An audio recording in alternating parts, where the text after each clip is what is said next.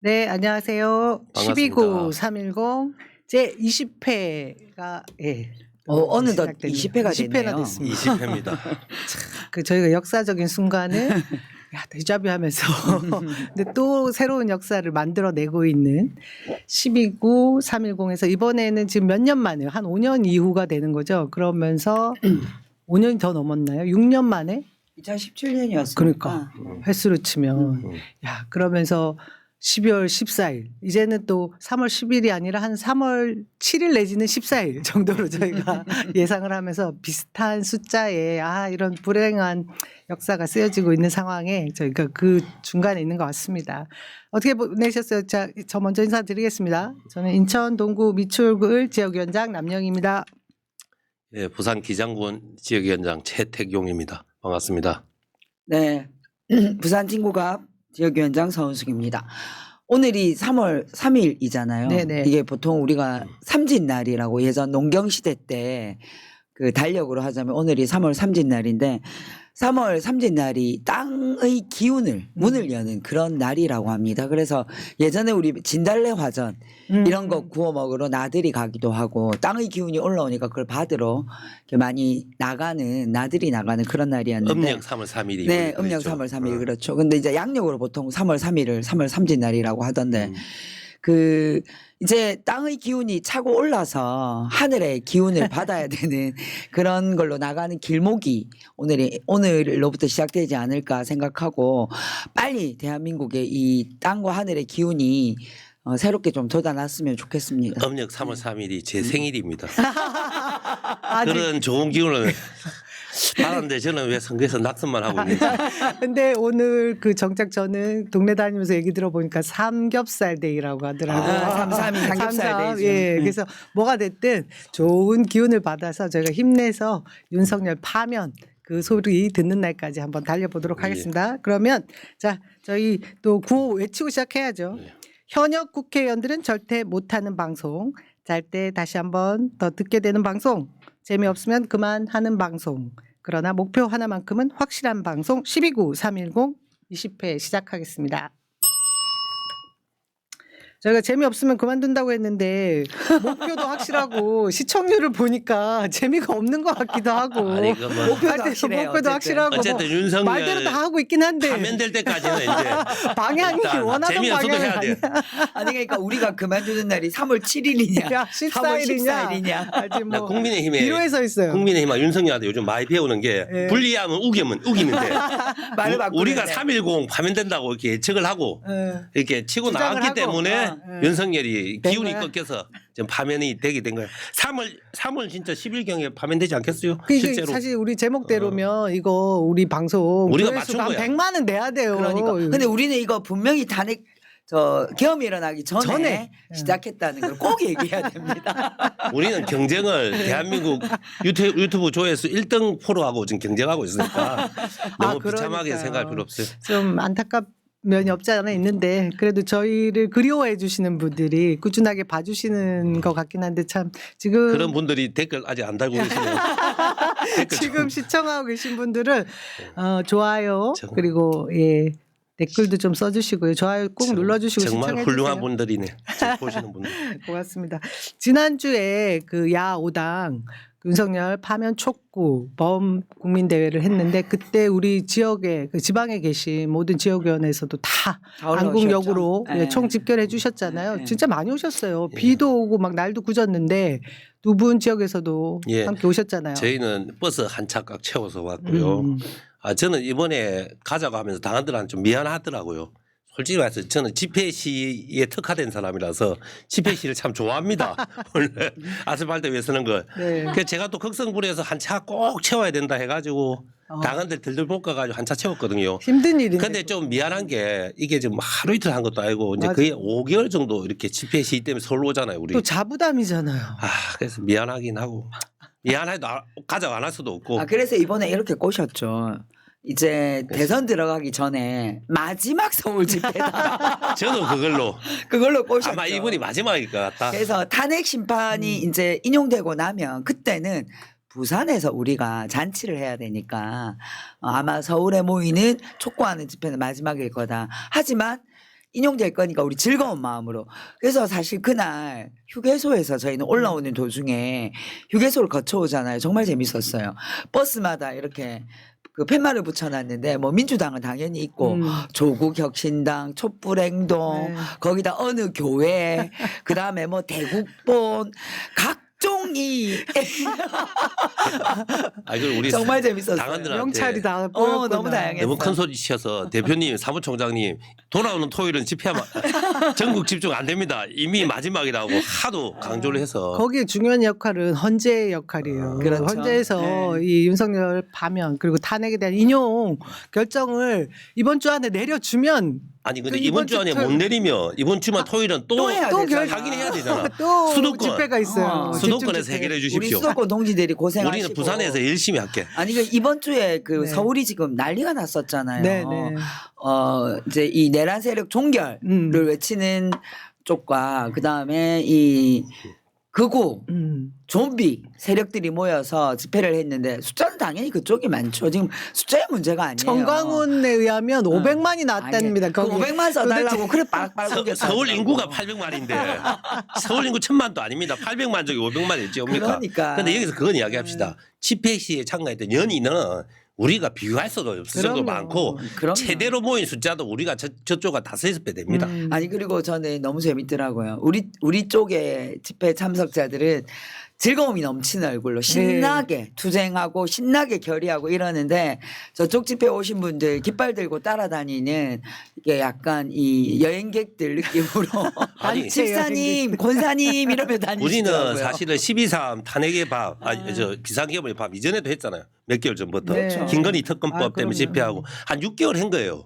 오래됐어요. 우리는 6개월 끝에 좀 지친 거고 이 할아버지 할머니들은 한 2달밖에 안 해서 아직 안 지쳤어. 아니 그리고 몸에 좋은 거 드시나? 이번에 그 한겨레 신문 기자가 충청권에서 올라오는 버스를 타고 잠입 취재. 르뽀 취재를 했던데 아니 진짜로 그 안에서 건강식품 팔고 회비는 3만 원 받았는데 건강식품 팔아서 그것도 몇십만 원짜리 팔아서 사실은 3만 원으로 올 수 없거든요. 최소 비용이 5만 원인데 3만 원 받고 몇십만 원 삥 뜯는 이 행태를 그리고 벌인 식사 거죠. 제공하고 식사 제공하고 거기 포함돼서. 예, 그러면 예, 그게 다단계 무슨 저기 상술 아니에요? 이 이야기 하니까 갑자기 기억나는데 아. 제1지역구에 기장군 지역위원회에 네. 김원일 군의원이 있습니다. 우리 민주당.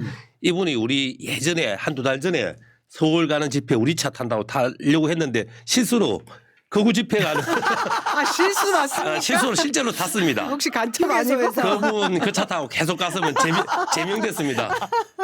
예, 아주 우리 아주 훌륭한 민주당 의원인데도 아이고 본의 아니게 잠입 취재하셨겠네요. 아니 왜 그런 거는 한 번씩 잠입해서 행태를 봐야죠. 아니 근데 지금 생각 뭐 타고까지 가고 그렇지. 아, 그럼요. 내한테 이야기만 해줬으면 그렇지. 되잖아. 응. 어. 아니 뭐 중요한 건 뭐로 가도 서울만 가면 되는 것이고 서울에 가서 어디 가느냐가 문제인 근데 거지. 그 안에서 까딱 잘못하면 간첩으로 몰려가지고 빨갱이 소리 듣고 이거 거기에 완전히 들켜가지고 난리 납니다. 민주당 국면이다 이렇게 그럼요. 되면 아니 끽소리도 안 하고 앉아 집단 있어요. 이 집에 다. 아이고 영 갈 뻔했다. 아니 그래서 큰일 날 그 뻔하셨어요. 오가는 버스 안에서 기도하고 이랬다잖아요. 그래서 아마 가는 분위기 그리고 집회의 분위기도 아마 달랐을 거고 이번 주말에는 제발 이거 안 했으면 좋겠습니다.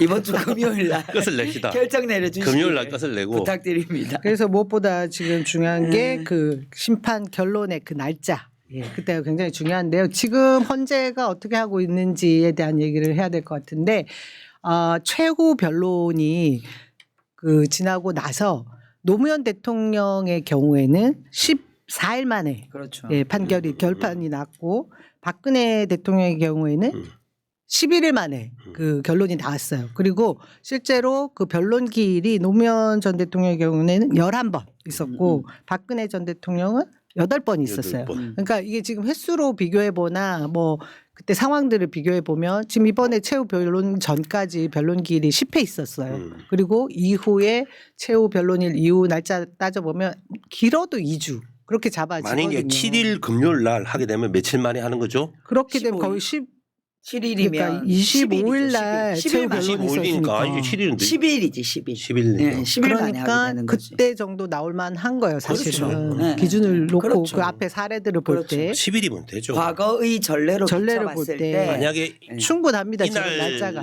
결정 안 나오면 토요일 집회에서는 우리 남영희 위원장님의 인천 지역구하고 예. 수도권 우리끼리 위원장님들이 열심히 배로 나와서 정말 많이 데리고 와야 됩니다.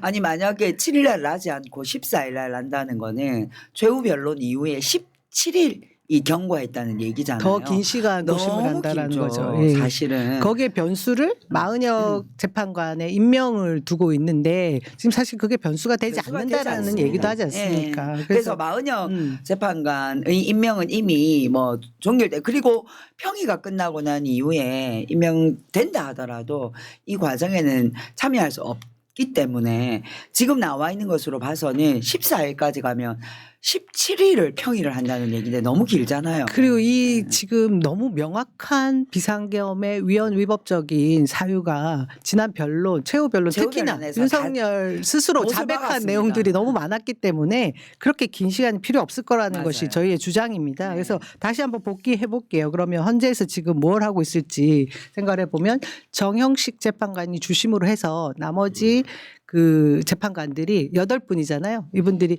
각자의 의견들을 제출 이야기를 하고 이 평의를 통해서 휴일을 제외하고 거의 매일을 매일 하고 한다고 있다고. 예, 예. 했으니까. 그러니까 네. 하면서 거기서 뭐 반론들을 계속해서 도출해 내면서 의견을 모아 갈 것이고 그래서 평결을 내리게 됩니다. 근데 딱 그 박주민 의원이 정리를 잘해 주셨던데 4개 사안이다. 그리고 우리 변호사들도 정리 잘해 줬잖아요.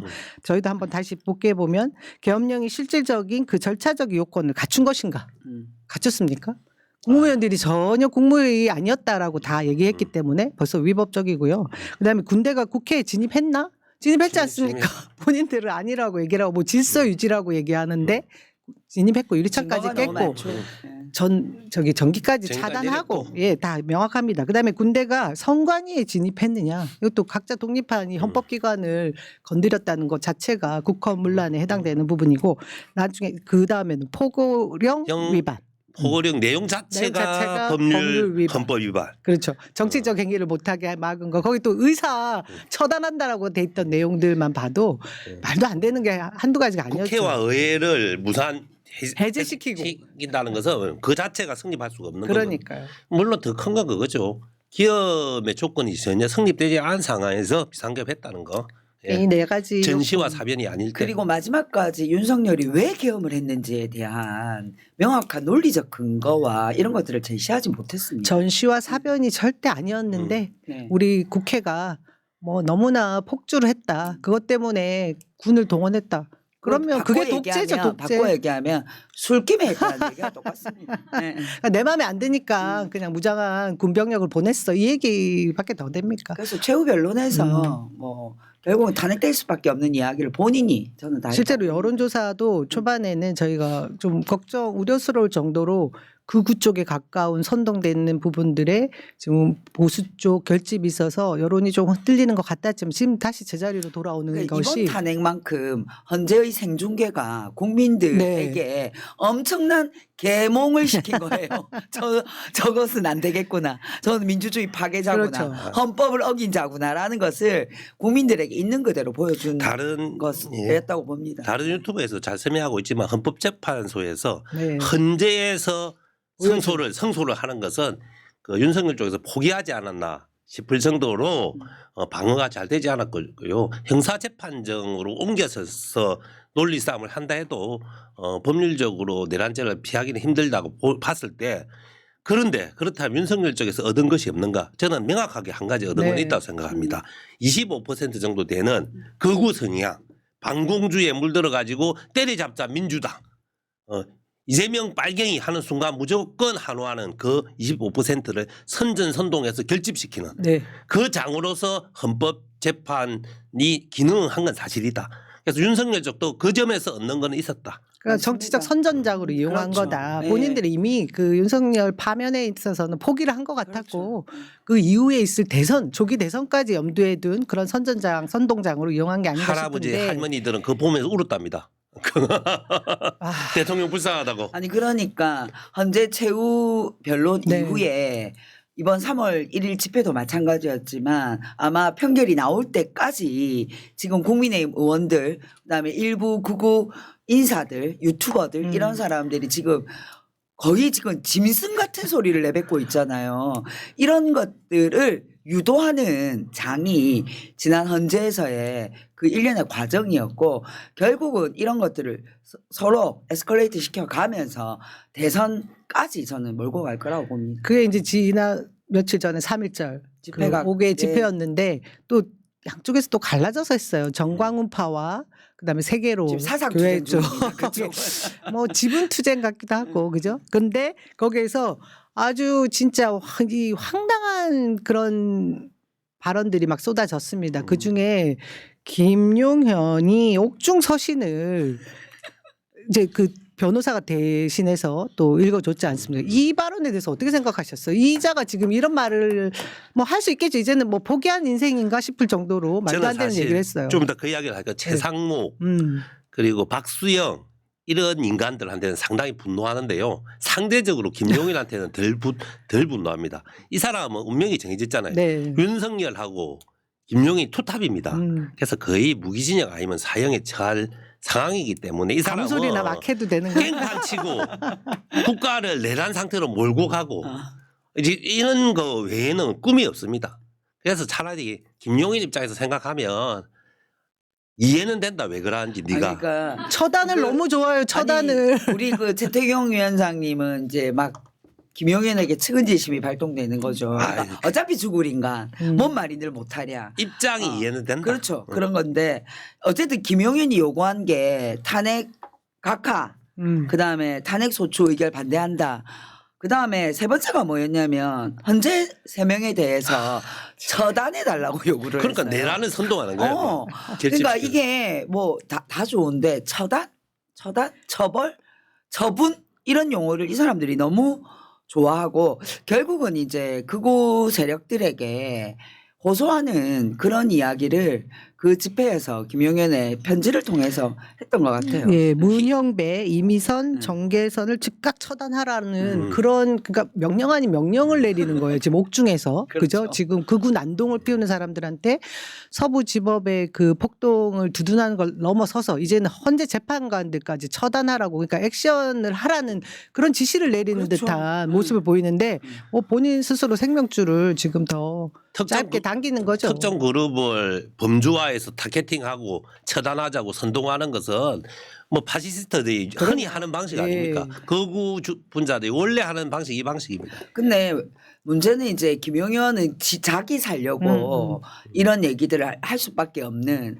자가 이런 얘기를 하는데 문제는 이거에 선동되어서 이렇게 죽을 맞추고 있는 국민의힘 의원들이 정말 문제예요. 그 중에 부산의 박수영 의원 지금 헌재 판결을 완전히 번복시키는 것도 뭐냐 저 단식 투쟁을 하면서 뭐라고 얘기합니까? 꼴값- 박은혁 꼴값을 떨고 있더라고요. 재판관, 마은혁 마은혁 재판관. 재판관 절대 임명하면 안 된다. 왜?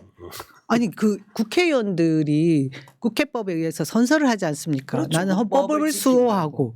근데 지금 헌재가 헌법기관인데 헌재에서 판결을 내린 헌법재판관에 대해서 임명을 하지 말라는 지금 투쟁을 하고 있거든요. 이 두 분은 사람 어떻게 국회 그만둬야 되는 거 아니에요? 부산입니다. 부산 이거 윤리위 해보여야 돼요. 제명 조치해야죠. 헌재 헌법재판관을 임명하지 말라는 것은 헌법 정신을 위배하는 네. 거잖아요. 헌재 판결을. 그러면 이 사람은 국회의원을 해서는 안 되는 사람이죠. 자격이 없죠. 박수영 씨 저런 사람 보면 참 왜 저럴까 배울 만큼 배운 사람이 저 사람이 저 꼬라지에 못 배운 아내는요 거지. 미국 유학 갔다 온 박사인가 그럴 거예요. 그리고 경기도인가 어디서 부지사 했고요.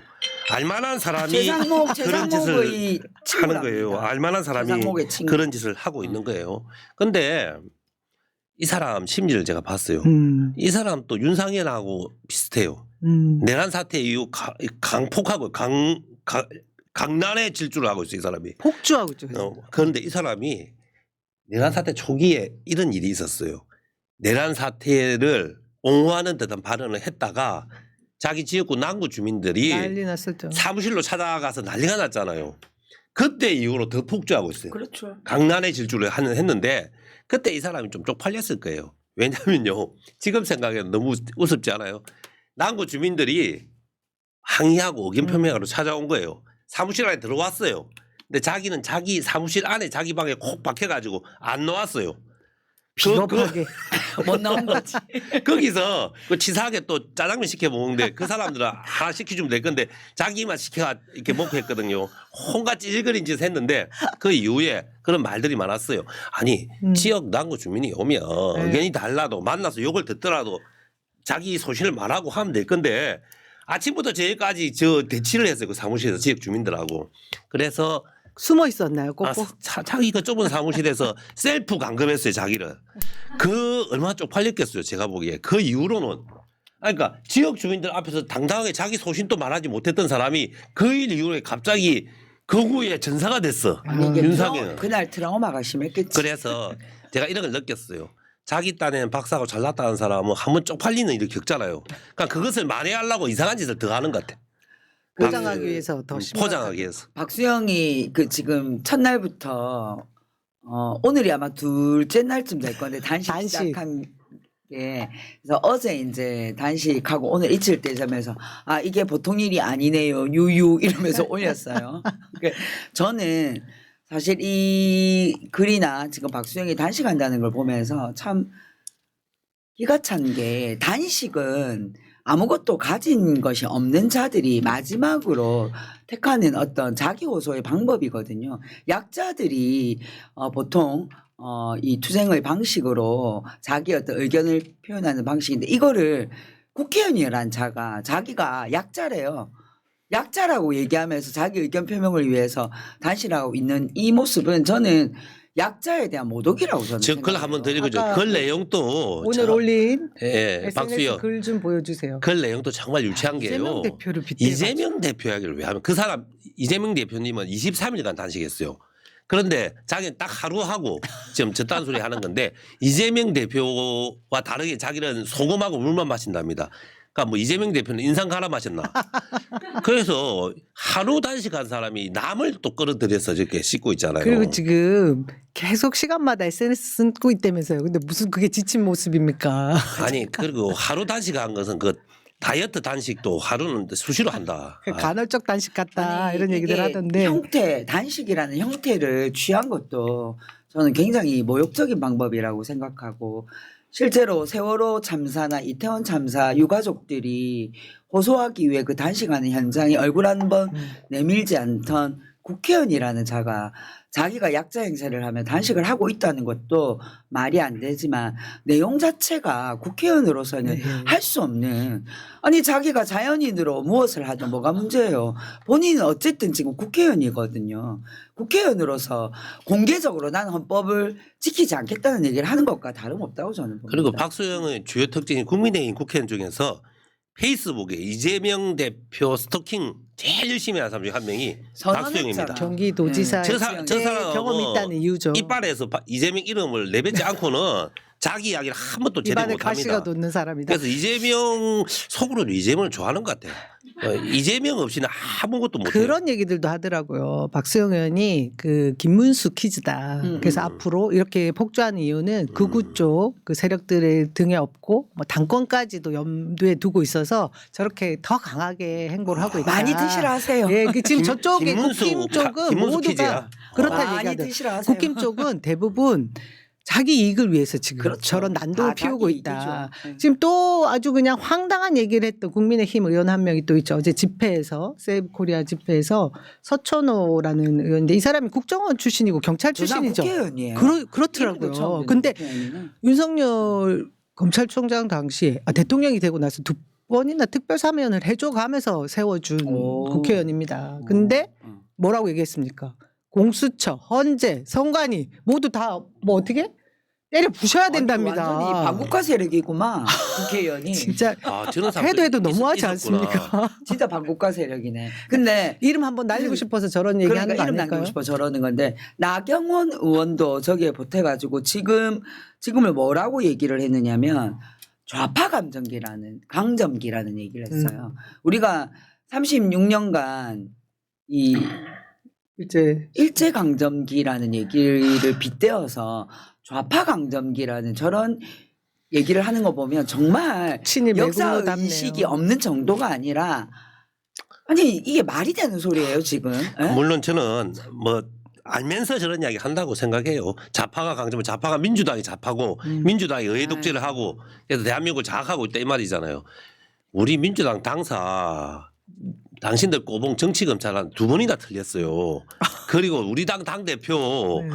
그 압수수색 수백 300~400번 받고 재판을 5개를 받고 있어요.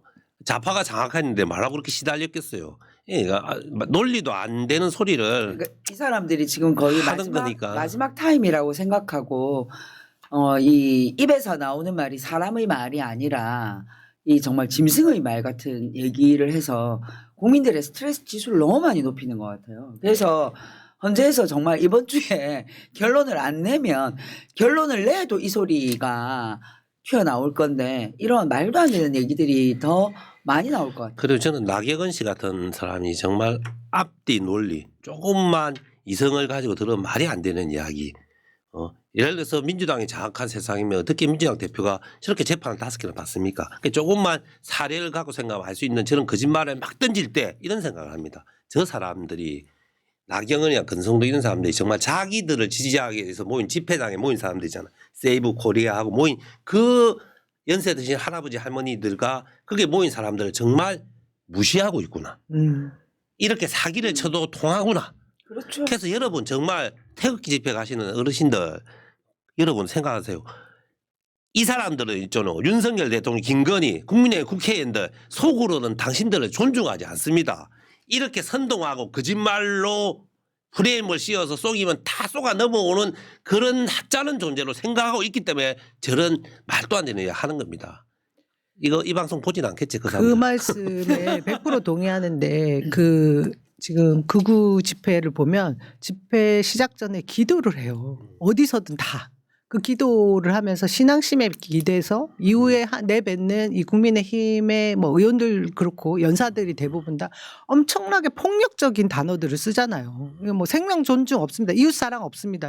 그야말로 그 신앙이 얘기하는 그 정신은 하나도 없고 정말 그 반인륜적인 얘기들만 하고 있는데 걔 XXS 하잖아요. 그러니까 그게 거기 있는 모든 C XS 하고. 국민들을 무시하는 거죠. 그게 제가 바로. 그날 집회 마치고 버스 나오다가 광화문 이제 저쪽에서 그 집회하는데 현수막 걸려 있는 것 중에 진짜 좀 기가 찬 현수막이 뭐냐면 뭐 여러 가지 얘기가 많이 있지만 대한민국을 기독교 나라로 만들어 주십시오. 이런 현수막이 있어요. 그러니까 지금 이 사람들이 여러 가지 우리가 뭐 철학적 이유 뭐 여러 가지 이유가 있지만 물 만난 것처럼 이 기회에 극우와 기독교가 만나서 대한민국을 그런 세상으로 만들고 싶은 이 욕구는 아주 오래된 욕구예요. 이 욕구를 아주 분출하고 있는 그리고 어르신들을 동원해서 극우 세력들을 동원해서 지금 이런 판을 만들고 있는데 이게 지금 돈이 없으면 이 사람들 안 되는 거잖아요. 이 엄청난 뒷배경이. 그렇죠. 뒷배에 돈을 대고 있는 세력들이 있을 거라고 생각합니다. 그러니까 사실 전 세계적으로 그래요. 이게 종교 강기 그리고 강기. 극우의 강기 유사합니다. 다 이게 접점이 아주 잘 되기 때문에 지금 우리나라는 반공 극우 강기 그리고 종교 강기 이걸 만나게 하고 있고요. 그리고 한번 생각해 보십시오. 이 방송을 보지 않을 할아버님, 할머니, 어르신들 그리고 정강원을 따라다니는 여러분들 우리 민주당이 주최하는 집회 또는 촛불행동이 주최하는 집회에서 제가 연사로 여기 우리 세 사람 연사로 올라가서 가루를 만들 X 점점 그리고 C 점점 이런 발언을 우리가 하면 그 순간부터 우리는 정치 생명이 위험합니다. 시래기가 우리는 우리 세 명이 쓰레기에 대해서 인간 대접을 못 받습니다. 그런데 여러분들 앞에서 연설한 연사들은 끄떡하면 개 XX 하죠. 그 왜 그런 줄 아십니까?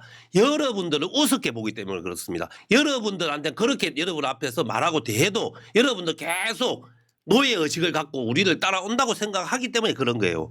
이 방송을 보시지는 않겠지만 우리 짤로 만들어서라도 꼭 뿌려야 되겠다. 지금 이제 이 국민의힘 의원들이 이제 막 거의 이성을 잃은 것처럼 보이지만 실제로는 다 자기 계산을 가지고 자기 이익을 가지고 그렇죠. 100% 자기 지금 이 이익을 과정에서 얘기를 하고 행동을 하고 있거든요.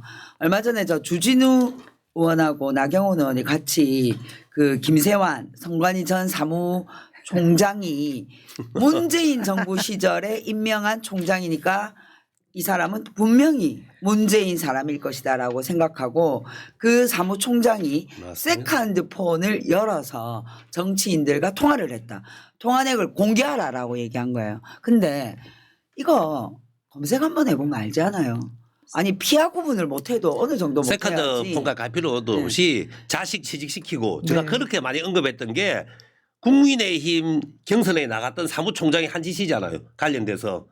만약에 우리 민주당이 이런 실수를 했으면 우리는 가루가 됐었거든요. 그래서 가루가. 아마 언론에 잘 보도합니까 지금 이거. 그래서 주진우나 이런 사람들은 선관위가 너가 지금 취업비리 있는 썩은 조직이야 이 얘기를 하고 싶었겠죠. 자백을 한 건데. 물론 그 문제는 별도의 문제이고 그것 때문에 선관위에 부정선거 의혹이 생기는 건 아니잖아요. 그걸 공격하기 위해서 메신저를 가지고 와서 얘기를 한 거예요. 근데 알고 보니 이 사람이 보궐선거에 강화 보궐선거에 국민의힘 출마했던 예비 후보. 국민의힘 네. 후보였던 거예요. 근데 그러니까 저희가- 취업 비리, 선관위가 취업 비리가 있어서 그건 잘못된 건데 그건 부정선거하고 별개의 문제다. 이 말씀을 하신 거잖아요. 그런데 취업 비리도 국민의힘의 성향을 가지고 국민의힘 후보가 되려했던 사람이 저지른 짓이잖아요. 근데 제가 궁금한 건 얘가 레거시 언론을 잘 안 봐서 그런데 요즘 언론에 이게 보도가 되고 있나요?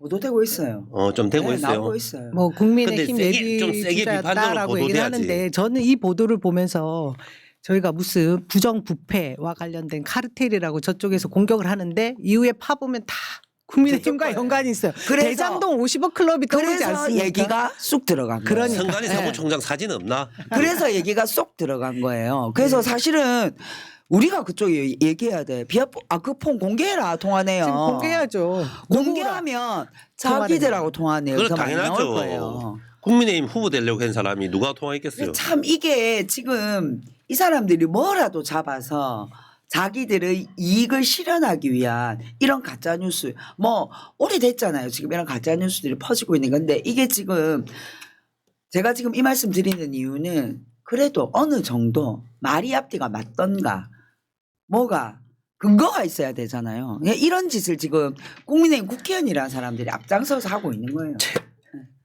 자, 최상목 이야기도 해야죠. 예. 나는 한약이 있다고 그거 해야 된다고. 최상목이 내일 간다음에 국무위원들하고 간다음에 국무위원회가 화요일 날 열린다고 하지 않습니까? 네. 우리 박찬대 원내대표가 회의가 아니고 간담회랍니다.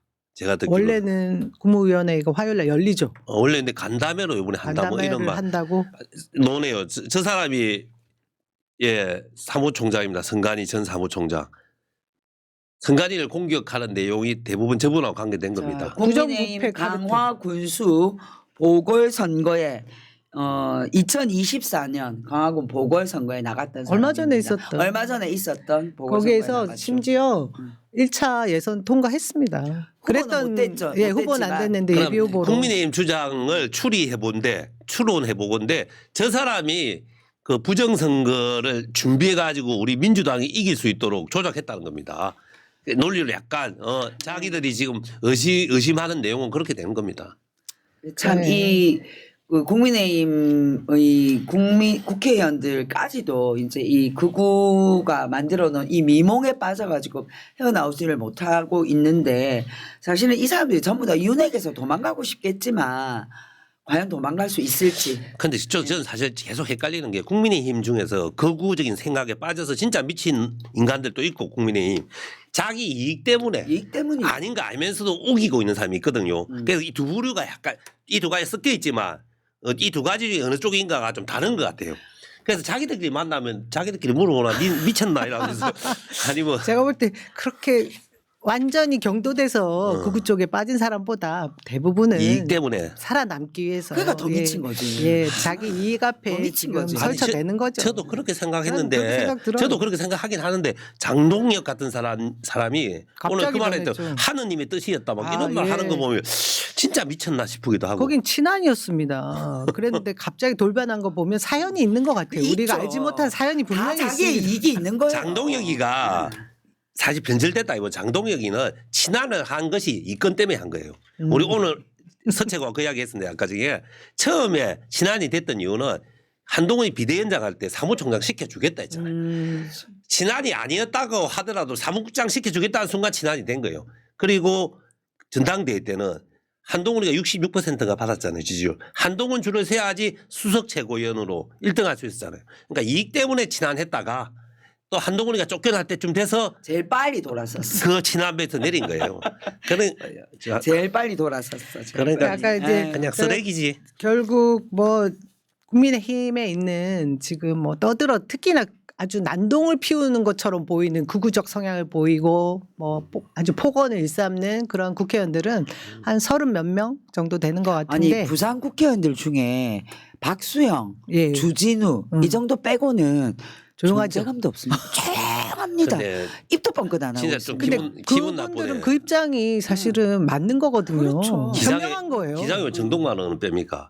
전가랑 윤석열과 도움되는 모든 국회 투표에서 한 번도 빠짐없이 아니 이제 그런 건 내란 만에 하는데 투표도 하고 잠깐만요. 네. 용산 윤석열 지킴이 두 번 했잖아요. 그 두 번 다 가고 그리고 장동만 근데 요번에- 아무도 몰라. 이번에 면회도 갔어. 아무도 몰라. 그런 분 안타깝네. 서울구치소 면회 가서 정가랑은 정동만하고 몇 명밖에 없어. 모든 꼴킬했어. 언론이 주목도 안 해요. 그런데 왜 몰라주는데? 아니 그러니까 이러니까 센 발언을 해야 그렇죠. 나오는 거예요. 아까 나왔던 그 국회의원 누구 뭐 우리 다 없애야 된다고 정동만은 말을 하네. 못해서 몰라준다는 거야. 우리 정동만 우리 기장군인데. 정신을 차리십시오. 아이, 아유, 우리 기장군이다. 그래서 이거는. 이게 그 사실은 대부분의 국민의힘 의원들은 눈치 보고 가만히 있어요. 그렇죠. 지금 이게 윤석열을 무작정 따라가서 될 일이 아니라는 그런 국회의원들은 사실은 큰 꿈과 비전이 없는 국회의원들이에요. 하지만 내가 한 가닥이라도 하겠다. 다음에 당직이라도 뭘 맡겠다. 당권을 잡겠다 하는 사람들이 자기의 존재감을 과하게 지금 드러내고 그래서 있는 거죠. 실제로 지금 국민의힘 지도부 내에서 그리고 국민의힘 내부에서 이 극우와 선을 어떻게 그어야지 되는지에 대한 걱정이 지금 그 볼멘 목소리들이 나온다는 거 아닙니까? 당연하죠. 파면 결정이 나면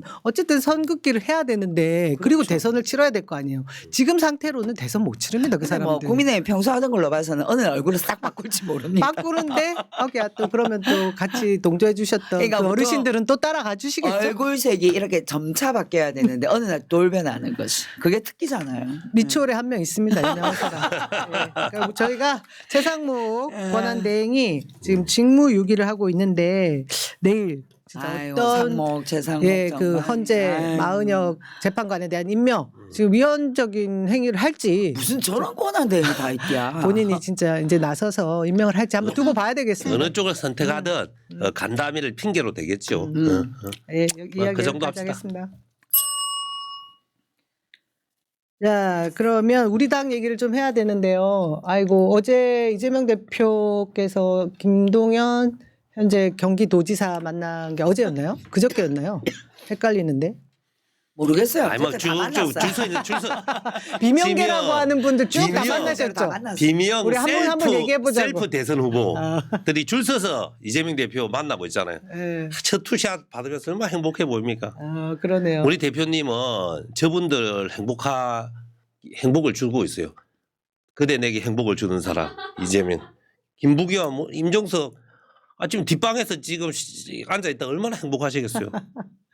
아이고, 자, 김동연 지사 뼈 있는 발언을 좀 많이 했다라고 평가하시는 분들이 있는가 하면 아니다. 실제로 굉장히 두 분 분위기 좋았다. 이렇게 평가하는 분들도 계시더라고요. 두 뭐 분은 어떻게 분위기가 보셨어요? 나쁠 이유는 없다고 그쵸? 저는 봐요. 어. 이재명 대표님의 그 평소의 언행으로 봐서 제일 처음 그러셨잖아요. 경기도는 잘 있습니까? 저는 거기서 벌써 한 방 빵 들어간 것 그러니까요. 같은데. 아마 얘기 들어두셨을 거예요. 예. 다 얘기 들어두셨을 거고 뭐 거기서 하는 얘기들 잘 경청하겠다 하셨을 거기 때문에 뭐 특별히 분위기가 나쁠 이유는 없었다고 봐요 저는. 저는 뭐 썸네일에 뭐 포용의 달인 이렇게 나갈지 모르겠지만 사실은 포용의 달인이라기보다는 사실 인격의 달인, 존중의 달인 이런 모습을 이재명 대표님이 보여주신다고 생각하고 있고요. 사실 저분들 지지율 1% 나오고 막 이러잖아요 지금 그죠? 그런데도 저렇게 대등한 위치에서 이렇게 만나주는데요. 근데 저는 이런 생각은 듭니다. 그리고 저 임종석 씨는 만나고 난 뒤에 선언하대요. 자기는 대선 안 나가고 이재명을 넘을 사람 도와주겠다고. 대선 주자도 아니면서 저 해동하기 전에 대선 안 나온다면 안 만나줄까봐 만나고 나서 나는 대선 안 나가고 이재명을 극복할 사람을 밀겠다 이런 것 같아요. 어쨌든 저는 근데 저 해동을 보면서 정청래 의원 페이스북에 올린 걸 봤어요. 네. 근데 그걸 보면서 웃었거든요. 정청래 의원이 이렇게 말하더군요. 페이스북에서 어떤 신문에서 실수로 나도 비명이라고 소개했다. 나도 비명이다. 내하고도 점심 좀 먹어도 정청래 의원이 이래 올렸어요. 그래서 제가 솔직히 말해서 하고 싶은 말은요. 임종석, 김동연, 김부겸 이런 김두관 아직 안 만났죠. 이런 분들보다 훨씬 영향력 크고 대선 레이스에 참여하면 지지율도 당신들보다 많이 받을 만한 우리 민주당 국회의원들 존재하잖아요. 근데 그 사람들도 대표님하고 다 점심 먹고 싶습니다. 대표님한테 할 이야기 굉장히 많고 하지만 그분들은 우리 큰일을 위해서 내란 극복에 집중하고 있는데 당신들은 계속 대표한테 징징거리고 셀프 대선 후보 연해가지고 대표가 당신들의 말을 들어주고 포용하기 위해서 만났다는 거. 그 현실 자각 인식은 제발 좀 했으면 좋겠습니다. 그러면 지금 이재명 대표가 어쨌든 비명계를 끌어안는 모습을 보여주시기 위해서 순차적으로 한 분 한 분 다 만났잖아요. 또 앞으로 만날 분들 누가 있을 것 같으세요? 상상이 되는 분 또 있으세요? 이렇게 대표적으로. 김두관 대표, 김두관 김두관은 전에 최근에 안 만났죠 아직. 예, 만나고 뭐 어쨌든 뭐 만나주세요 하는 손든 분들 이제 두 대선 분은 나가겠다. 비명계가 아니어서 아이고. 만날 기회가 없겠네요. 친명 우리 국회의원님들 중에 예. 참 능력 있고 정말 저분들보다 훨씬 앞으로 가능성 많은 분들이 오히려 역차별 받고 있다는 인상도 들고. 그 대신 항상 그래요. 애 키울 때도 보면 우는 애들에게 눈길이 가지 잘 웃고 잘 있는 아이는 잘 안 봐지잖아요. 뭐 사람의 심리는 그런 것이니까. 그리고 지금은 어쨌든 우리의 싸움이 내란 세력을 종결시키고 정권을 만들어야 되는 시기이기 때문에 이재명 대표 입장에서는 저분들을 만나서 또 저분들이 또 마음이 상하지 않도록 따독거리고 같이 싸우자 이런 얘기를 아마 하실 것 같은데 김동연 지사가 뭐 언론에는 쓴소리를 했다고 나왔는데 쓴소리의 내용이 어떤 거였나요? 무슨 쓴소리? 그러니까 말을 바꾼다 이런 얘기했고 감세 포퓰리즘에 대해서 이재명 이야기를 대표에게? 이재명 대표에게 그런 식으로 이야기를 하신 부분이 있고 사실 지금 현재 민주당 지지율이나 이런 걸로 정권 교체가 가능하겠느냐 이런 질문을 하신 거예요.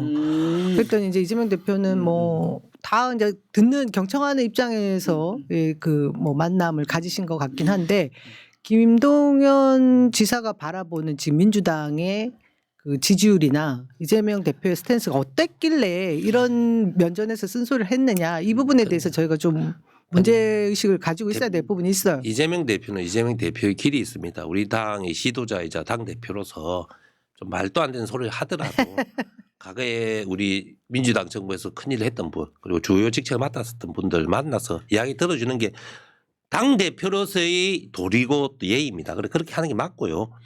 저같이 아무 중앙당 주요 직책도 없는 사람은 또한 당으로서 정치인으로서 제 이야기를 할 수 있는 겁니다. 그래서 이 두 개는 앞으로 계속 공존할 거고요.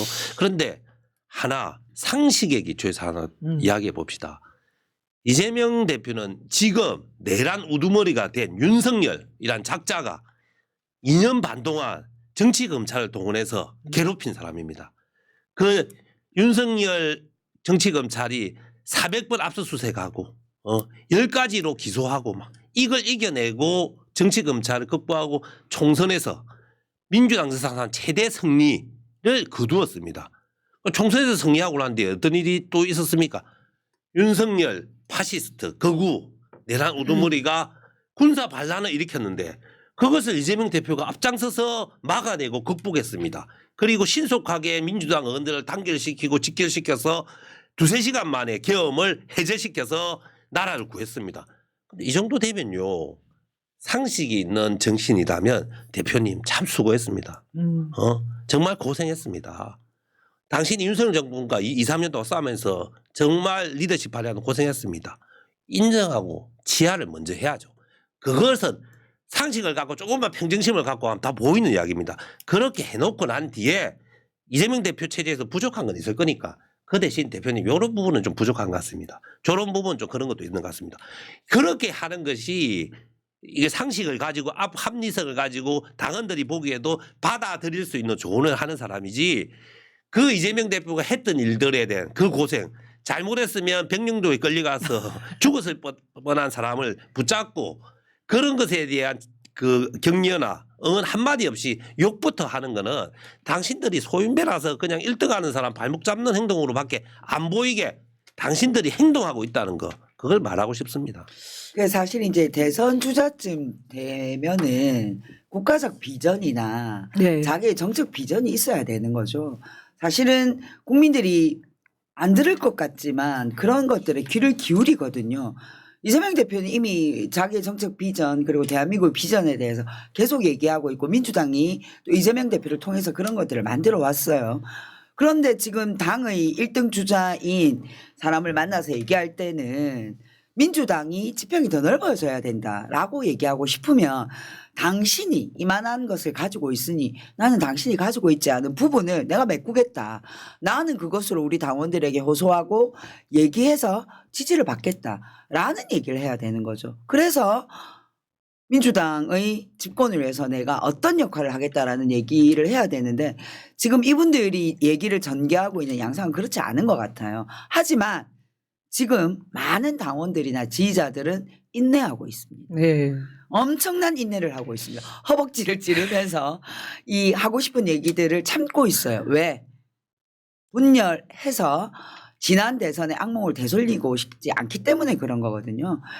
하지만 이 어느 임계점을 넘어서면 끊임없이 당 내부의 분열을 그 사람들이 조장한다면 저는 사람들이 가만히 있지 않을 거라고 생각합니다. 그리고 그 분열의 조짐이 보일 때 아마 당원이나 지지자들 우리 같은 사람들도 저는 참을 수 없는 지점에 오면 참지 못할 거라고 생각하거든요. 그래서 그런 것들을 보면서 아마 이제 곧 탄핵 그 결론이 나오면 바로 대선 경선에 들어갈 건데 경선 과정에서 그 과정에서의 그 모습들을 제대로 보여주지 않으면 민주당이 정치하기가 쉽지 않을 겁니다. 그 유시민 작가께서 경기도지사 김동연 지사에 대해서 배은망덕이라는 그런 표현을 이렇게 썼잖아요. 그것에 대해서 굉장히 불쾌하셨던 것 같아요. 그러면서 이제 아픈 데가 그렇죠. 그래서 더 이제 약간 날선 그런 발언들을 이재명 대표 앞에서 하면서 본인이 1등 주자를 때리면서 2등에 확실하게 굳혀지겠다라는 의지를 저는 보였다고 생각을 하는데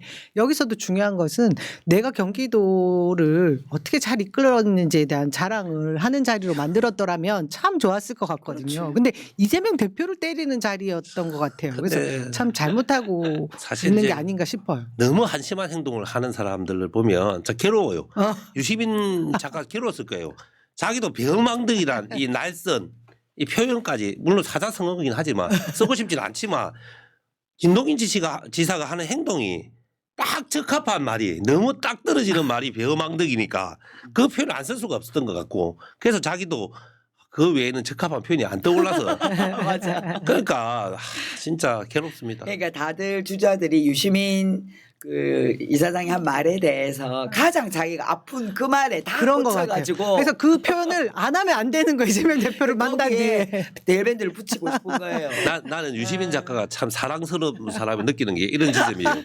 그러니까 자기도 참고 싶어도 바른 말을 하지 않고서는 못 사는 거야 이 사람은. 바른 말을 기어코 해야지만 속이 풀리고 직성이 풀리는 사람이야. 근데 그런 사람이 꼭 우리 사회에는 필요합니다. 우리 민주당에 필요하고. 맞습니다. 그 중에 이제 그 아까 저희도 살짝 언급을 했는데 임종석 전 비서실장이 이재명을 넘어서려는 분들을 지지할 생각이다. 그랬더니 이재명 대표가 운동장 넓게 쓸 수 써야 되니까 뭐 좋은 포지션이다라고 얘기를 한 것 같은데 이 상황을 보면 그 이재명 대표 외에 다른 경선 주자들이 사실 많이 나와서 좀 시끌시끌하게 짧은 기간이 되더라도 경선을 하는 게 좋긴 하죠.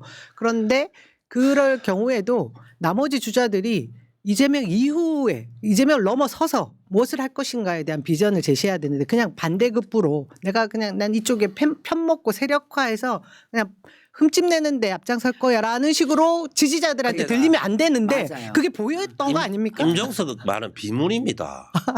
자기가 어떻게 하면 이재명을 넘어설 수 있는지에 대한 비전과 내용이 하나도 없는 사람이 이재명을 넘어서는 사람이 누군지 그걸 당신이 어찌합니까? 그 알면 그래. 당신이 하면 되지. 그래, 그건 뭐 본인 뜻대로 하시면 되고 이재명 대표 만나고 난 뒤에 김경수 지사는 만나는 그 자리에서는 참 이해 안 되는 행동을 하셨는데 종이 꺼내가 수첩 읽으시는 그런 장면들이 약간 좀 메모지? 약간 독특하긴 하던데 어쨌든 만나고 난 뒤에는 약간 방금 이제 남영희 위원장이 얘기했던 그런 지점들을 조금 아차하고 수긍하시는 조금 것 같아요. 깨달은 것 같고요.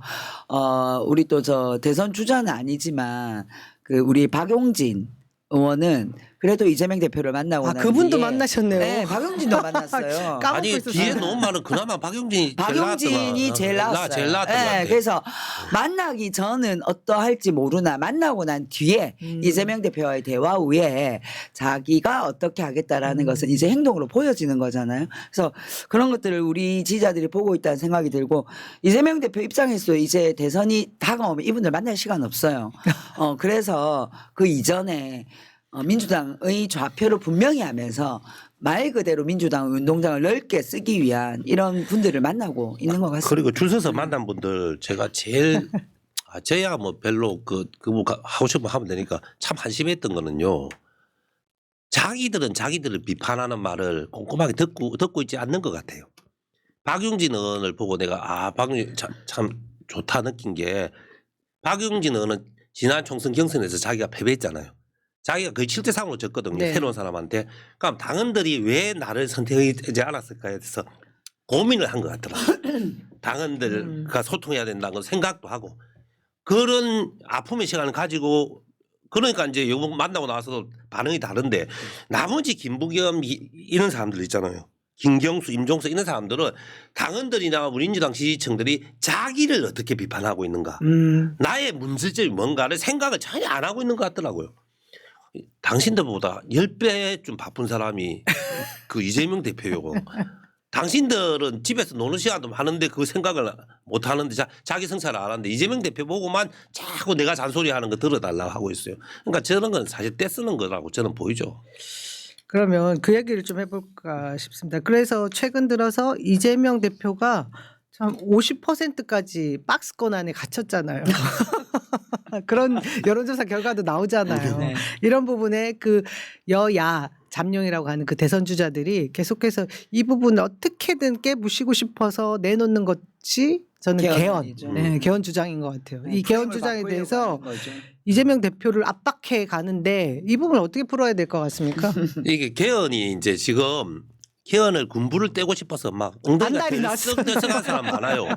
그런데 국민의힘에서 개헌론은 흐름과 민주당 개헌 흐름은 약간씩 다릅니다. 달라요. 크게 두 가지 흐름인데 국민의힘에서 하는 짓은 이런 짓이죠. 이슈 전환요. 그러니까 내란 극복 이 이슈에서 비상계엄 이슈에서 개헌 이슈로 옮겨오고 싶은 거죠. 그래야 자기를 제가 붙이니까.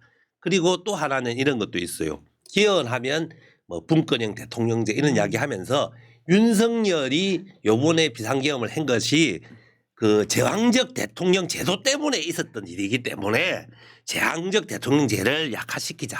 마치 윤석열이 한 짓이 아니고 대통령제가 한 것처럼 물타기. 이렇게 물타기 하려고 하는 거. 이 흐름이 있고요. 그런데 이제 최근에 그 더 설치는 쪽은 이쪽이에요, 오히려. 아마 이제 내심 4년 중임제를 내심에 깔고 이제 하자고 하는 거예요. 4년 중임제 개헌을 염두에 두고 민주당 지금 대선 주자들은 대부분 다 개헌 논의하자고 하고 있거든요. 대표하고 얼마 전에 만났던 사람들도. 그렇죠. 근데 다 하는 이야기는 4년 중임제 개헌이에요. 그러니까 4년 중임제 개헌 어떻게 하자느냐 속마음을 싹 보면요. 이야기하는 걸 보면 다음 총선 때 대통령 선거를 같이 하자는 거예요. 그럼 대통령 임기가 얼마 되는 줄 아십니까? 2년 11개월쯤 돼요. 그러니까 3년이 채 안 안 되더라고요. 되죠. 그러니까 5년짜리 대통령 보고 2년 11개월 하고 물러나고 그때 대통령 다시 하자는 거예요. 그런데 참 치사한 게 이런 거예요. 지금 국민의힘에서도 알고 있고 민주당 당원들도 알고 그 말은 자기도 알고 있듯이 지금 대통령 될 가능성이 가장 압도적으로 높은 사람이 이재명이잖아요. 그러니까요. 그러니까 내가 안 할 건데 네가 내 거라는 건 확신이 들어라고 인정하는 것 그래서 같은 약간- 그런 분위기가 있습니다. ом들고 있는 거죠. 약간 폼이 없게 말할게요. 이재명 니는 2년 몇 개월 해무라. 우리가 인정해. 그 다음에 우리는 내가 8년 4년 해볼게. 중임제가 8년 해볼게. 참 이런 속마음을 깔고 지금 이야기를 하고 있는 거예요. 그리고 정말 당신들이 그러니까 자기들은 대통령을 그 다음에 자기 네. 밥그릇 챙겨야 하는데 이재명을 못 이길 것 같으니까 이재명을 한 2년 10개월 해먹고 빨리 나가라. 그 다음에 우리가 하겠다 이거잖아요. 당신들이 진짜 그러면서 이재명 보고 양심을 결단해 달라면 이런 식으로 몰고 가고 있거든요. 이제 그렇게 보면 정말 당신들이 그런 내가 빨리 국회를 많이 해먹어야지 빨리 하고 많이 해먹어야 이 마음이 아니면 이렇게 주장을 해야죠. 이재명이 주장을 못 하더라도 네. 이번 대통령 선거 때부터 상현 중임제 적용시키자. 예를 들어서 그럼 전 반대합니다. 그럼. 아니 전부 반대합니까? 그러니까 속이 보이니까. 아니 그렇게 하지는 생각 아니 이재명 대표가 난도질 당할 내 거예요. 말은 사심은 없다는 인정을 하겠어. 아, 그렇죠. 그러니까 요번에는 대통령이 자기가 안 될 거니까 네, 이재명 그렇지. 대표를 못 이기니까 어. 이재명은 2년 11개월 하고 빨리 이제 보내고 그다음 내가 하겠다. 그런데 여기서요. 이 사람들이 국가를 전혀 생각하지 않는다는 이유는 이거예요. 대통령은요. 2년 11개월 해서는 아무것도 할 수가 없습니다. 지금 4년 중임제도 왜 되는지 압니까? 5년 단임제를 하니까 한 번밖에 안 하니까 장기 과제, 국가적 비전 이런 걸 해결을 못 한다. 그래서 4년 하고 평가받아서 8년은 해야지 국가를 바꿀 수 있다는 논리에서 4년 중임제가 놓은 거거든요. 그런데 5년 또 단임제도 부족한데 2년 11개월에 어떻게 국가를 바꿉니까? 그러니까 방금 이제 최태웅 위원장 얘기한 게 여야의 대선 주자들이 모두 네. 이재명 대표를 제외하고 개헌론으로 프레임을 전환하고 있다. 맞습니다. 여기서는 여야의 목표가 똑같아요. 왜? 다음에 내가 대통령 이번에 안 될 것 같거든. 다음에 대통령이 될 거라는 기대감을 가지고 똑같이 이 얘기를 하고 있는 거예요. 예. 그러니 그 얘기고 그다음에 개헌을 지금 아주 자기의 정치적 주판 위에 올려놓고 지금 계산하고 있는 거잖아요. 근데 국민들이 알아요. 지금 이 사람들이 하는 개헌의 얘기가 네가 대통령 해먹고 싶어서 혹은 너네 세력들이 해먹고 싶어서 하는 얘기지라는 걸 알아요. 그래서 네가 빨리 그다음에 해먹고 그렇지. 근데 이 개헌을 지금 대한민국의 개헌이 이렇게 얘기될 수 없어요. 그리고 개헌에 대한 내용들은 이미 차고 넘치게 많이 들어와 있어요. 네. 재밌는 지점을 하나만 더 말씀드리면 우리 국민들한테 지금 정치 구조를 바꾸는데 국민들이 가장 관심을 가지고 있는 게 뭐냐 여론조사를 하잖아요. 많이 나오는 게 1번이 다당제예요. 우리 대한민국 정치가 2당이 아니라 다당제로 갔으면 좋겠다. 그다음 제대로 된 비례대표 제도를 좀 만들었으면 좋겠다. 이런 것들이 국민들이 바라고 생각하는 이 개헌 정치 개혁에 대한 내용이거든요. 근데 지금 이 사람들이 얘기하고 있는 건 대통령 임기 놓고 장난질 치겠다는 거예요. 말이 안 되는 4년 거죠. 중임제를 해서 이재명이 잠깐 짧게 빨리 해먹게 하고 그다음에 내가 빨리 하겠다. 이게 속마음 1번이고 2번 또 있습니다. 2번은 뭐냐면 이걸 근데 자기들도 알잖아요. 이재명 대표가 안 받을 가능성이 또 있다. 이재명 대표 안 받으면 이 사람들은 그럼 그때 뭐 하려고 하는지 압니까? 5년 단임제를 그냥 가는 수밖에 없잖아요. 그대로. 네. 그러면 분권형 대통령제를 해서 대통령의 권한을 대폭 약화시키겠다는 거예요. 그래서 거의 민주당 정부가 들어서도 이재명의 권한을 대폭 약화시키고 그 권한의 절반쯤은 우리들이 갈라먹을 가능성을 만들고 싶다는 게 민주당 그 대선 주자들 딴에는 생각이고 국민의힘도 이야기를 할 겁니다. 왜냐하면 국민의힘도 5년 단임제가 그렇죠. 지속이 될 것 같으면 분권형 대통령제 하자고 대선 내내 떠들 겁니다. 왜 떠든지 아십니까? 마찬가지입니다. 앞에서 이야기했듯이 윤석열 비상기업 내란 우두머리의 탓이 아니고 이번 내란 사태가 대통령 제도의 탓이다. 이렇게도 할 거예요. 그런데 여기서 국민의힘은 모순이 하나 발생합니다. 자기들이 뭐라고 했습니까? 네. 의회 독재를 너무 심하게 해가지고 대통령이 너무 괴로워가지고 의회 독재에 시달려서 쿠데타 했다 했잖아요. 그러니까 그거는 저거 논리로 가면 대통령의 힘을 더 강화시켜야 되는 거잖아요. 예. 그래서 이 국민의힘은 이 모순된 이야기를 지금도 벌써 하고 있어요. 분권의 대통령제 해야 된다고 이야기하는 국민의힘 국회는 또 있고 그거는 맨피용이죠. 이 제도 탓하려고. 그런데 또한 대통령이 의회 독재 때문에 쿠데타 일으켰다잖아요. 그럼 대통령 권한을 더 강화시켜야 돼요. 그렇기 때문에 형용 모순이. 이 개헌론 자체가 개인의 정치적 이익, 밥그릇 싸움이 섞이면서 정상적으로 시작되지도 못하고 있다. 저는 그렇게 그래서 봅니다. 개헌 이야기는 지금 이렇게 날림으로 할 게 아니라 물론 개헌을 해야 될 필요성들은 차고 넘칩니다. 근데 그것이 실제로 대한민국의 민주주의를 더 발전시키고 변화된 대한민국의 상황을 담을 수 있는 그런 개헌 논의가 돼야 되지. 지금은 속을 들여다보면 개헌 논의를 하자는 것이 아니라 말 그대로 아까 얘기했던 대통령의 다음 권한 그리고 대한민국의 권력을 누가 우리가 가져오겠다는 그런 것들의 속내 검은 속내가 있기 때문에 저는 이것을 가지고 프레임 싸움 하는 거 예. 국민들이 용서하지 않을 거라고 우리 생각합니다. 국민들이 속지 않는다고 그리고 저는 생각합니다. 대통령 권한을 대폭약하는 것에 개인적으로 찬성하지도 않습니다. 그거 문제도 가장되어 있는 면이 있습니다. 노무현 대통령과 문재인 대통령이 대통령 권한을 가다하게 사용해서 문제 일으켰습니까?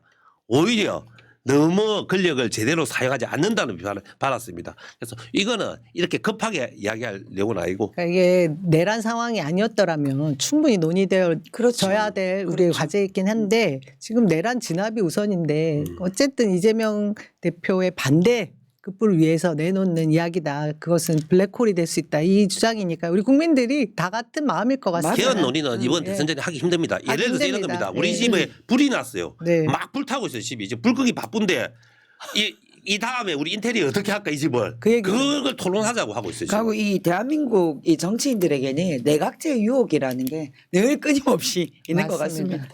자, 우리 국민들 속지 않을 거라고 저희 확신하고요. 지금 윤석열 파면 결정이 이번 주 금요일에 날 것인가, 다음 주에 날 이번 주 것인가. 금요일에 나면 투표를 4월 30일 날 좀 할 수 그 정도 있다고 할 수 하죠. 있다고 합니다. 근데 저희가 지금 민주당에서 당원 결의대회를 이번 주말까지 다들 하게 돼 있어서 최태경 위원장님 지역, 저희 지역 다 3월 7일로 잡아놨거든요. 3월 7일 그날 서울수- 축하 파티 하세요. 우리 저녁 7시. 그 전날 하시고 기장군은 정관에서 합니다. 3월 7일. 저희가 당원 결의대 잡아놓은 날이 길일일 거다. 그렇게 믿고 3월 7일 예, 파면될 것으로 갑시다. 예, 3월 예상하고 7일. 우리 갑시다. 대통령 파면 기념 결의대 합시다. 네. 자, 이것으로 12구 310 제20회 모두 마치도록 하겠습니다. 고맙습니다. 감사합니다. 감사합니다.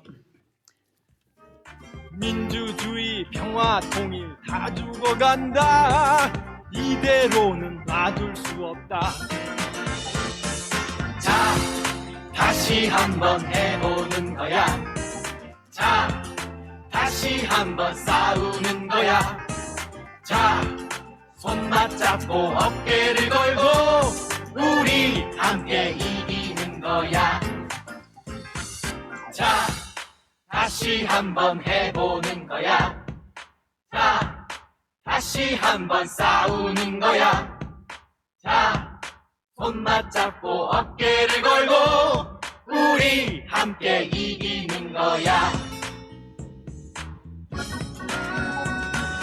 자, 다시 한번 해보는 거야. 자, 다시 한번 싸우는 거야. 자, 손 맞잡고 어깨를 걸고 우리 함께 이기는 거야. 자, 다시 한번 해보는 거야. 자, 다시 한번 싸우는 거야. 자, 손 맞잡고 어깨를 걸고